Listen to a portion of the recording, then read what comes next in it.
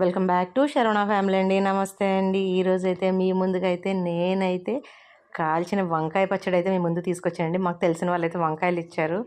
మంచి ఎర్రగట్టి బొగ్గుల్లోనండి మంచిగా వంకాయ మొత్తం కాల్చేసానండి. అలాగే పచ్చిమిర్చి కూడా కాల్చేసాను. ఎంత బాగా అంటే కొంచెం బాగా మెత్తగా అయినట్లుగా కాలితే చాలు. మొత్తం దానికున్న తొక్క అంతా తీసేస్తే దానికున్న తొక్క అంతా తీసేసి పక్కన పెట్టుకోవాలండి. గుజ్జులాగా మెదిపించుకోవాలి.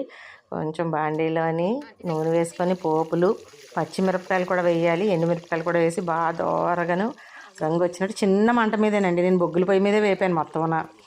చక్కగాను అంత బాగా ఉంటుంది. ఈ గుజ్జు ఉంది కదండి, గుజ్జు అలాగా దింపేయాలన్నమాట. అది ఎంత చక్కటి వాసన వస్తుందంటే కాల్చిన వంకాయ పచ్చడి మా అమ్మమ్మ చేసేదండి.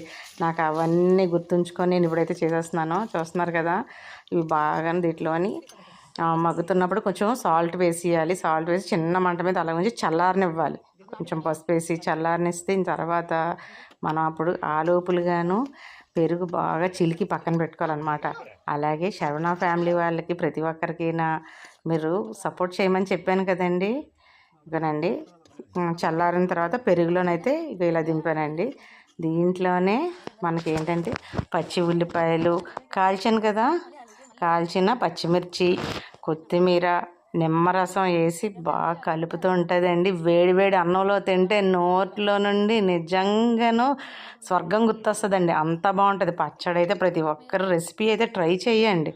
ఎందుకంటే మీకు ఈజీగాను ఇంట్లో ఉన్న ఇంగ్రీడియంట్స్తో మాత్రమే నేను చెప్తాను కదండి.